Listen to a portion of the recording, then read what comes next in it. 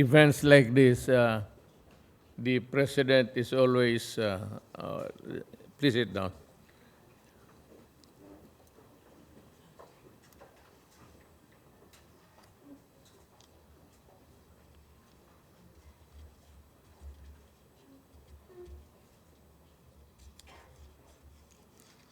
Beg your indulgence for a few minutes. I want to deliver not a speech, but rather sana talk with you. But the problem is, every time I do it, I ramble onto so many things, and my speech becomes an hour, then mamainis na siya sa akin. So, pero may mga bagay sana ako. And you know what? These are the things that are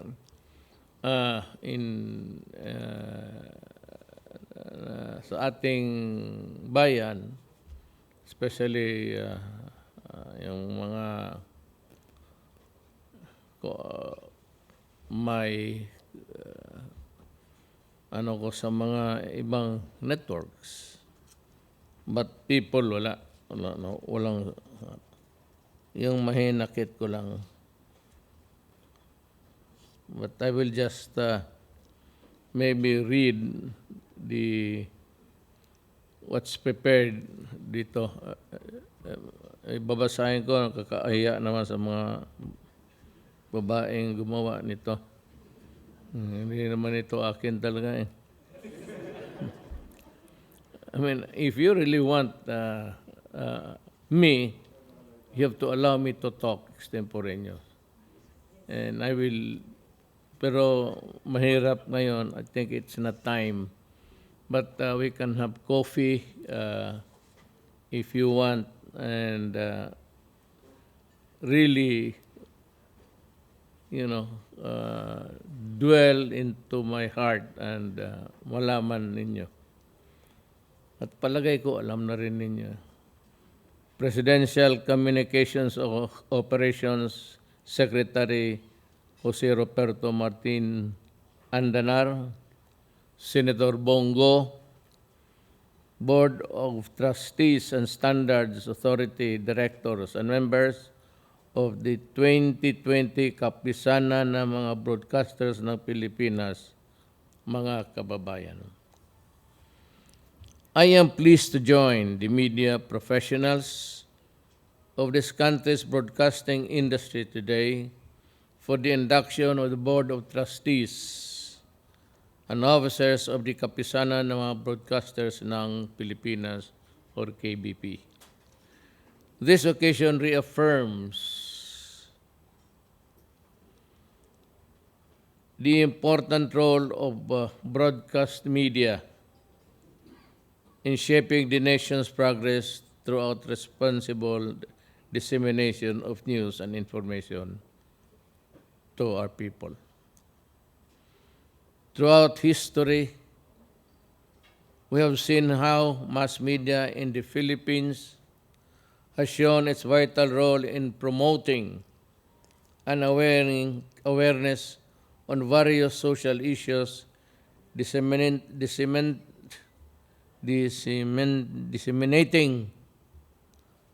critical information and mobilizing for public action in times of natural disasters and calamities, and ensuring accountability in government and other social institutions. I commend the KBP for its commitment to elevate the standards of broadcasting, help promote positive social change, help disseminate information on our development efforts, and foster business practices within your industry and the stakeholders. Be assured that this administration will uphold the equal protection of rights and your safety in the performance of duties. Let me magsegue ako dito. Alam mo, sa totoo lang, we in government are really in a fishbowl. And we are, or we should not begrudge anything that is publicized or brought out in public in your desire to perform your duties. Ang sinasabi ko lang, marami talaga ang korupsyon. I had a talk with somebody foreigner. Sabi niya, corruption is very prevalent and pernicious in our country. Alam ninyo, if there is one thing that's pulling us down ever since na nakita natin there was this flowering of Indonesia, Malaysia, Singapore, they are all in good hands and there is always transparency sa kanilang ginagawa. So I challenge you today because limitado na ang ano ko eh. I'm 2 years. I can only do so much. You know, I fire almost 2-3 directors every day, or those who cannot be fired because they have the eligibilities and their career certificates. We assign here to Malacañan or to somebody. Ang wala talagang katapusan ang, believe me, in every office dito sa bansa na ito that has thing to do with an authority or discretion, that table from one table to another is corruption. Kaya lahat, hirap. If you have papers, application, clearances, and they sit on it, and then you go back and forth, and you have to deal with corruption. Ako na ang nagsasabi sa inyo na ang Pilipino kasi is not assertive. All you have to do to help government is just to say, putang ina mo, nagbabayad ako ng buwis, bakit mo pa ako hinihingian? At sampalin mo. Baski sino, wag kayong tang ina, dumating lang yan sa mga pisto nila siguro, political appointments. Wag kayong matakot to confront graft on its face. Corruption na harap-harapan mo. Kasi kung hindi nyo gawin yan, wala talaga mangyari. In 2 years, I'm leaving. So what have I done? Well, undersecretaries, mga directors,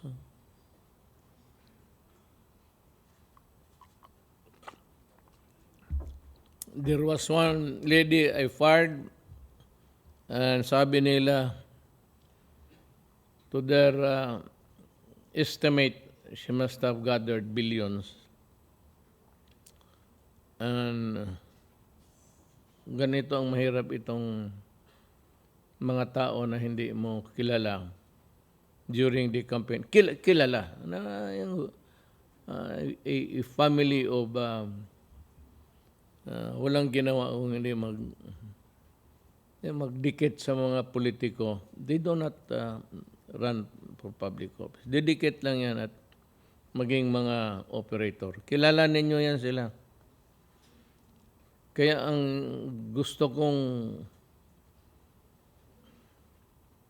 when you deal with a person in government and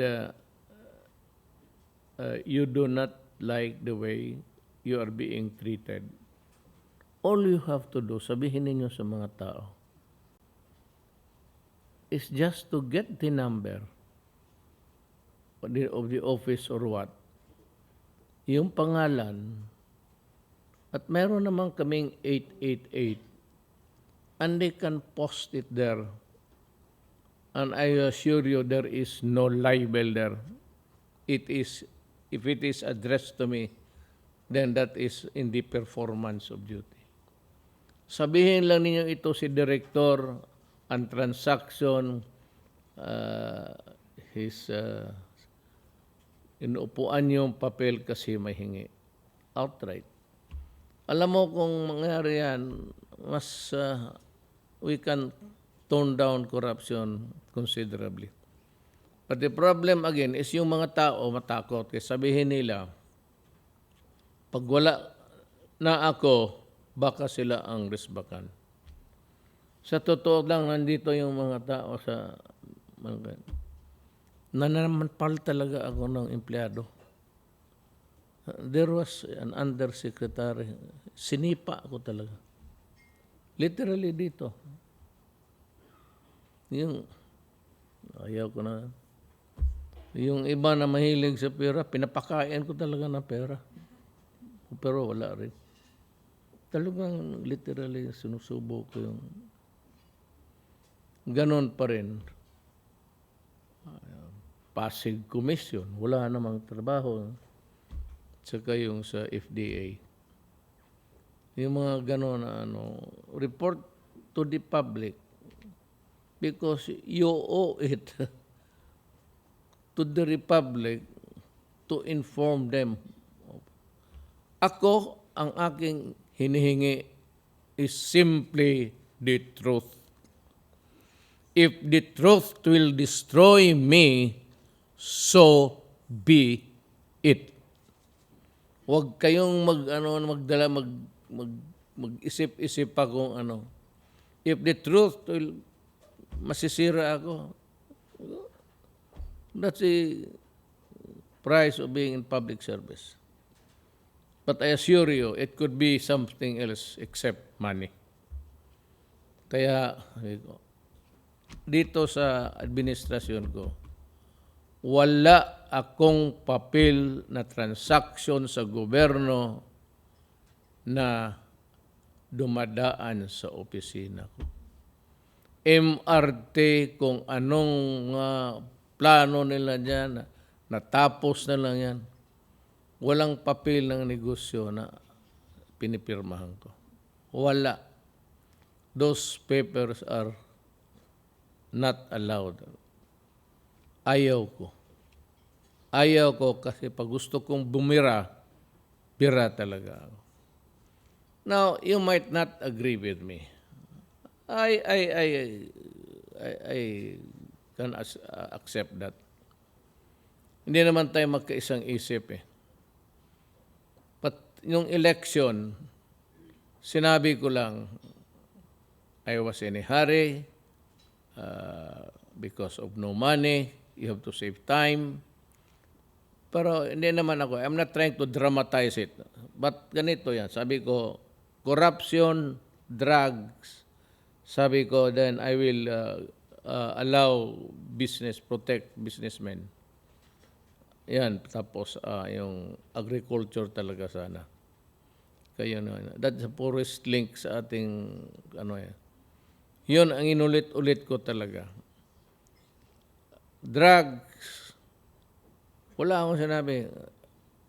Ito, prangkahan to. Human rights.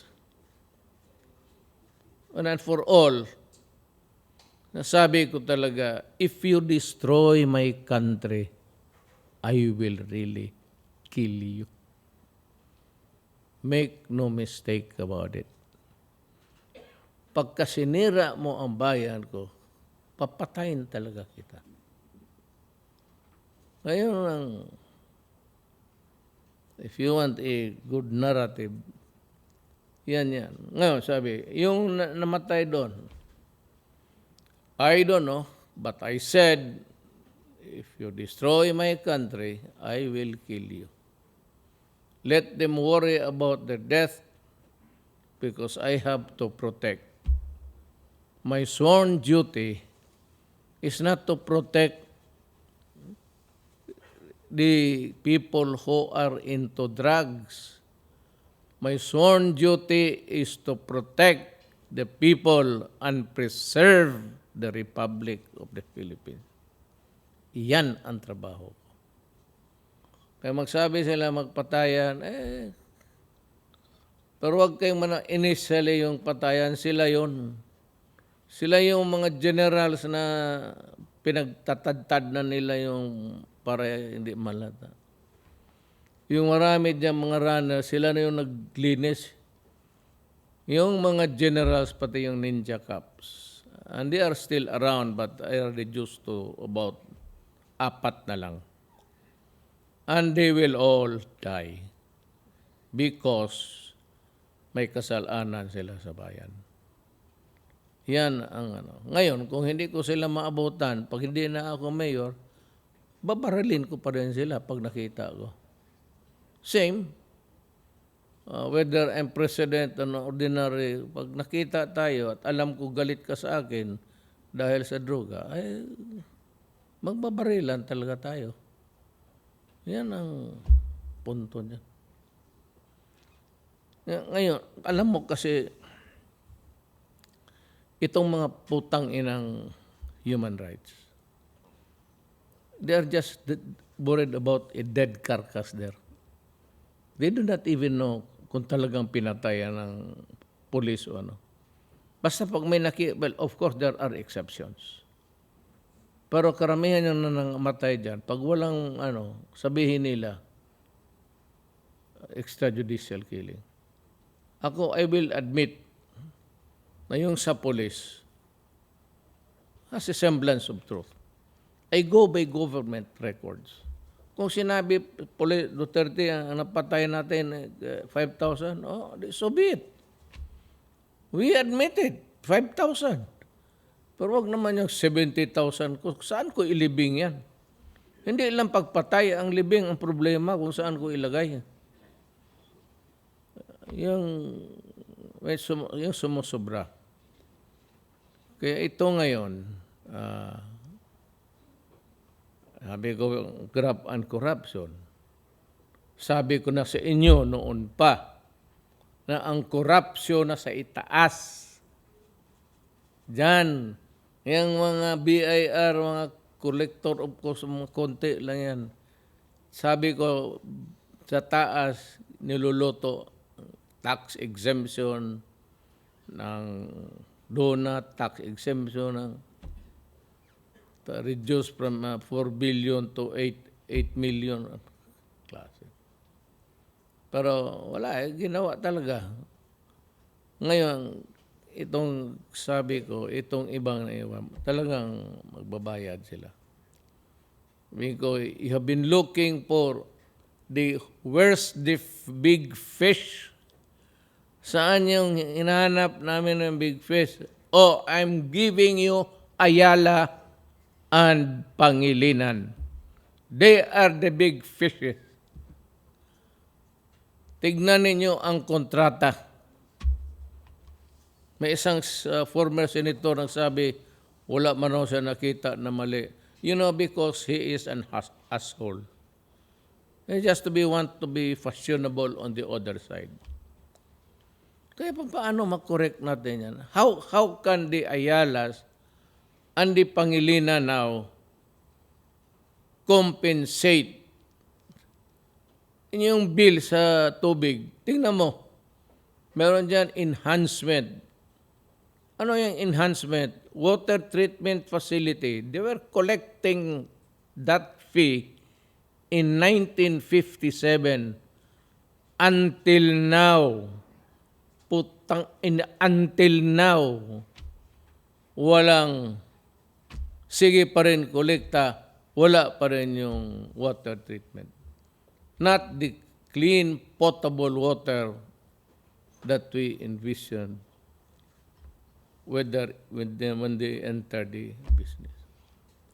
Tapos yung Kaya gusto kong malayo to eh. Kaya lang kailangan ko rin, I'm pressed for time. Because I have to produce water for you. Gusto ko lang malaman sito mga abogado ng Republic na ang kanilang corporate tax will be passed on to the consumer. Ang corporate income tax nila, ibibigay na sa consumers. Pagdating ng consumers naman, i-deduct doon yan kasi pang house, water bill. Adi wala rin ang gobyerno. At saka yung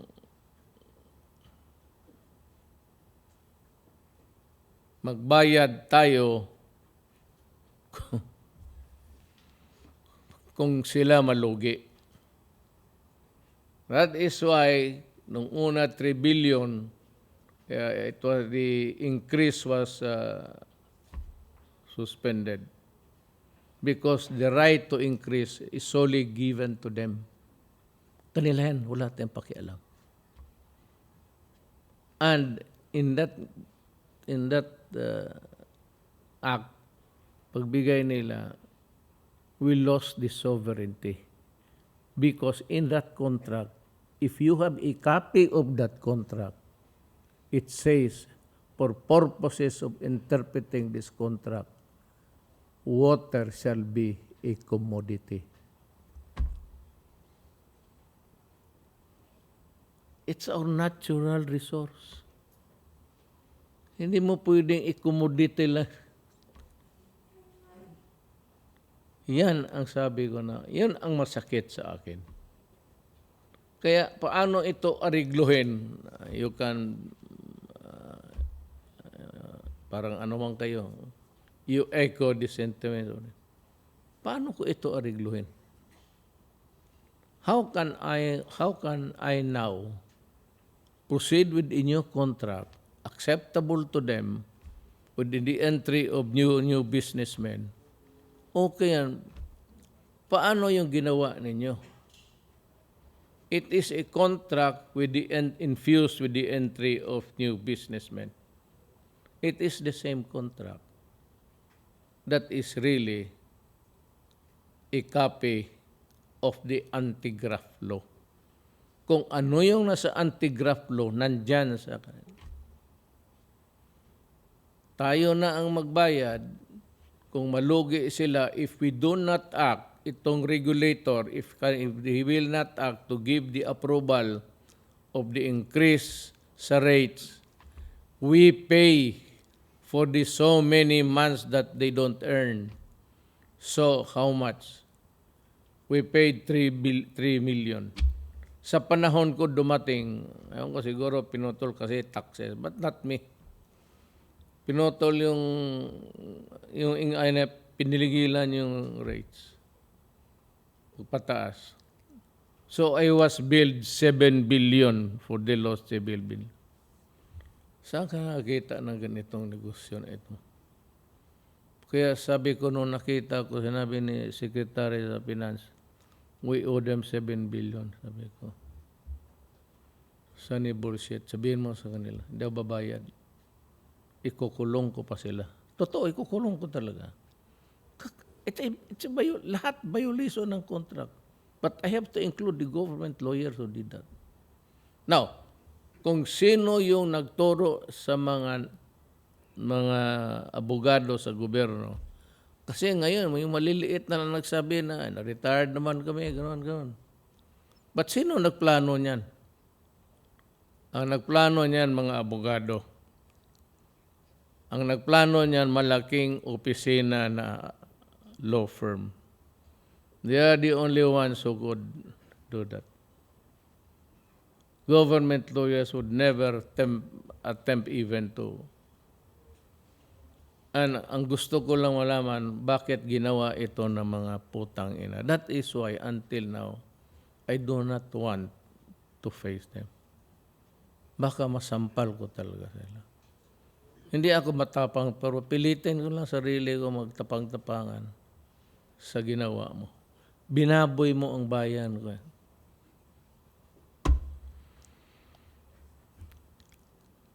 That's the sad part. In October 2016, I signed Administrative Order Number 1, which created the Presidential Task Force on Media Security. Wala mo na ako nakita yung malaking yung mga pitche. Alam mo kung bakit? Yung mag-ECDC, mag-atake dito, may bawiin na naman, ayaw magpadagdag. Kaya sa mga probinsya yan, ganon. Maghingi, member ng media, sige magbigay, police, bigay, media, bigay. Tapos kung magpa-increase, hindi na kaya, hindi na ayun. Nabigyan na. Wala man nagpapatayan dyan sa yung high profile na critique about government. Wala akong nakitang newsman na ganun. Yung nasa mga sugal.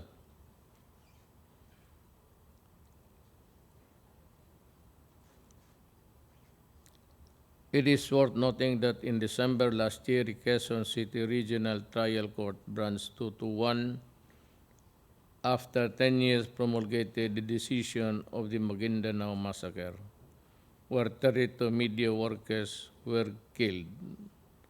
The decision found 31 of the accused, including the principal suspects, guilty of the 57 counts of murder and sentenced them to reclusion perpetua or up to 40 years imprisonment. Alam mo, this is because until now, outside Manila, the government is still feudal. Kaya, pag anong sabihin ng amo nila, gawa. Paski yung mga, alam mo sa probinsya yung mga pulis, ang mga pulis na re-recruit doon, yung mga tao ng mga politiko. Pagkatapos naging pulis yun, kukunin nila. So, he becomes a warlord. Ganon ang reality. That is the reality of our times. Ngayon, kung anuhin mo lang, medyo strictuhin mo lang ng konti. Hindi ko naman pinagyayabang, pero at least we were able to tame a little bit, and there's a equal temperature in Mindanao. But wala yun. Ano yan pinasok na ng IS, tapos given the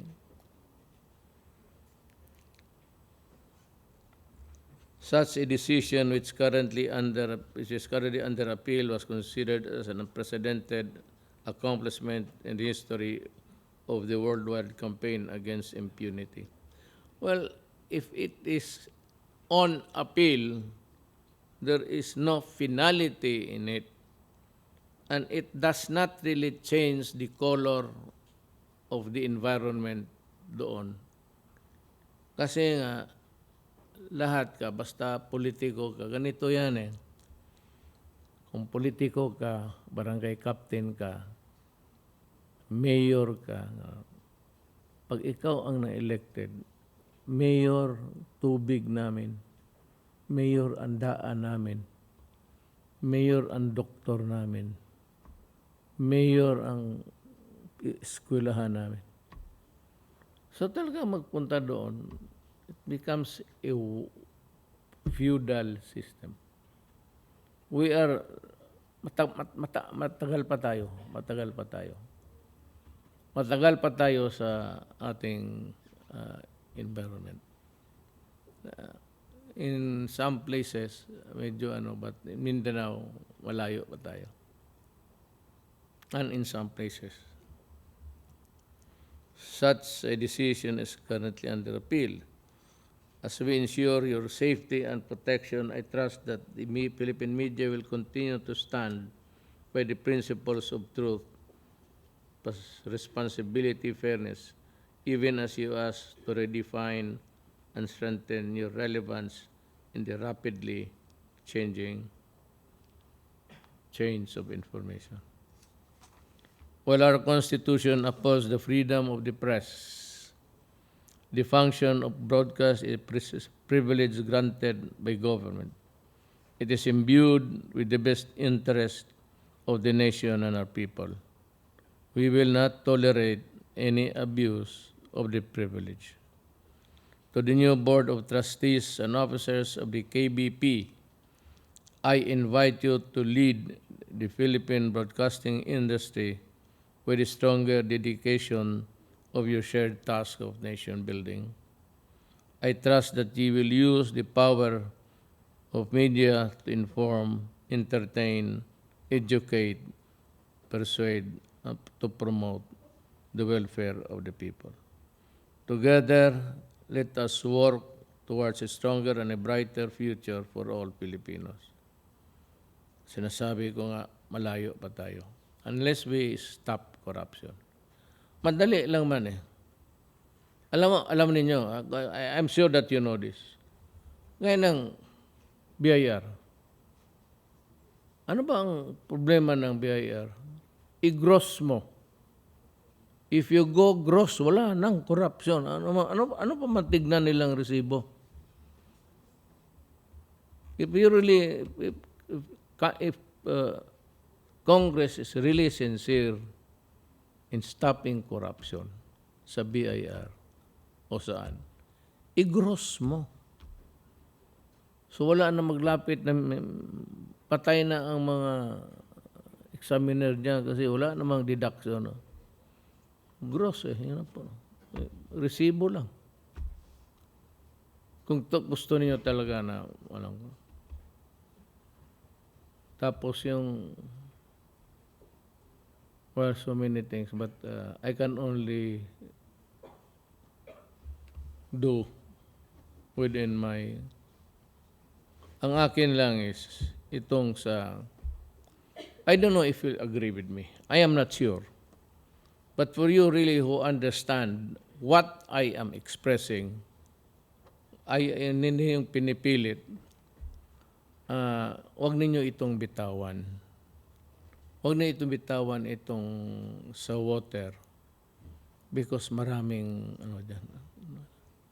It's not, we need water. So, naroon ka sa deep blue sea, kung saan ka, kasi kailangan natin ng tubig. So, somehow you must come up with a compromise there. Pero ang akin lang is wag ninyong bitawan itong pangyayari ito because I am sure as a former prosecuting lawyer, graft and corruption ito. Sigurado ako. Iganin mo, just by agreeing that the water will not be treated as a natural resource, it is already a serious crime against sovereignty. At kung yung i-kolekta nila since 1957, trillion na yan. So where is the money of the people? Trillion na yan. Nasaan na ang pera ng tao? Of course, may bagong mga negosyante. They will infuse, I do not know for what reason. Well, I am ready, not me, but yung economic managers ko na lang. I refuse to talk to them. Pero if I do not make it to the finish line, kindly remember my words. Huwag ninyong bitawan ito kasi dugo ito ng Pilipino. Maraming salamat.